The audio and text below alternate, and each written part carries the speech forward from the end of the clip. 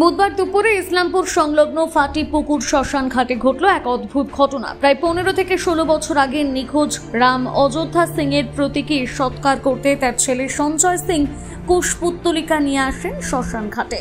সঞ্জয় সিং ইসলামপুর গ্রাম পঞ্চায়েতের নতুনপাড়া এলাকার বাসিন্দা। প্রায় 15 থেকে 16 বছর আগের ঘটনা। সঞ্জয় সিং এর বাবা রাম অযোধ্যা সিং পরিচিত এক ব্যক্তির সঙ্গে দেখা করতে গিয়ে আর বাড়ি ফেরেননি। থানায় নিখোঁজ ডায়েরি ও খোঁজাখুঁজি করেও আর কোনো হদিশ মেলেনি তার। প্রায় 15 থেকে 16 বছর পর অবশেষে পরিবার ধরে নেয় তিনি আর বেঁচে নেই।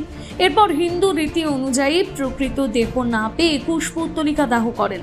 সমাজের কয়েকজনকে সাক্ষী রেখে সৎকার সম্পন্ন করতে ইসলামপুর সংলগ্ন ফাটিপুকুর শ্মশান ঘাটে সৎকারের কাজ করতে গিয়ে মৃতদেহ আসল কি নকল বিষয়টি সামনে আসে।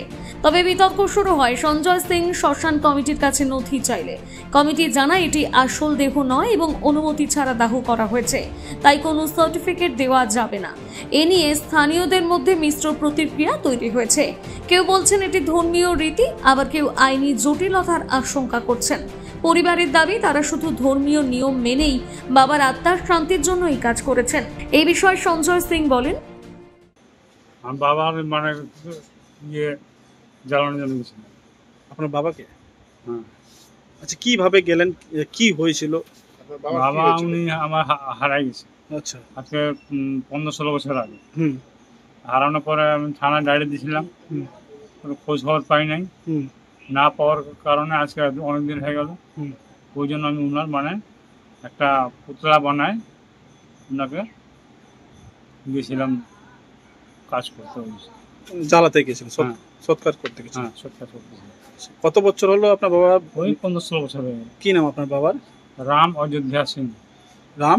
রাম অযোধ্যা সিং। আচ্ছা, সিং। আচ্ছা, তো ওখানে শ্মশানে গিয়েছিলেন, তারপর শ্মশান কর্মীদের সাথে কথা বলছিলেন, কি বলছিলেন? বলছিলাম সবাই গেছিল, পাড়া পড়াশি গেছিল, ওরা গেছিল, জ্বালানো পোড়ানো হলো। তারপরে যে কমিটির যে আছে, কি নাম, সেক্রেটারি যে আছে, হ্যাঁ, ও আসছে।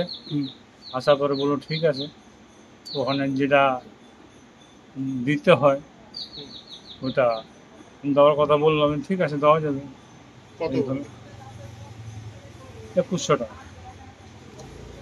তো এই বিষয়ে শ্মশানের সেক্রেটারি ননীগোপাল দাস জানান, শ্মশানের সদস্যগুলো সবাই ছিল, তো তারা দেখে বললো যে এটা তো নকল লাশ।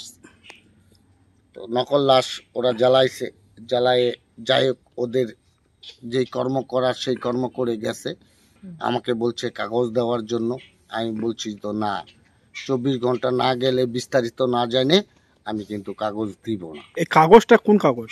এই কাগজটা হলো শ্মশানের যে কোনো লাশ আসলে সেই লাশের দাহ প্রমাণের কাগজটা আমরা দেই। বলছি একটা বিষয়, যে অন্যান্য লাশের মতো কি এই লাশেরও ক্রিয়াকর্ম করা হয়েছিল? সবকিছু নিয়ম মোটামুটি নিয়ম তো সবই করছে। আমি দেখলাম, আমি যখন 2টার সময় এই জায়গায় বাড়ি আসলাম, আমাকে ফোন করার পর আমি বাড়ি থেকে ডাইরেক্ট চলে আসলাম শ্মশানে এসে দেখি যে ওই ওই ওই নিয়মের মতোই ওরা ওই কাজ করছে। একদম এই শ্মশানে যে গলায় ধরা টরা সব কিছু পড়ায় নিয়ে গেছে এই জায়গা থেকেই। তো আমাকে কাগজটার কথা বললো। আমি বলছি 24 ঘন্টা না গেলে, যাচাই না করলে আমি কাগজ দিতে পারবো না।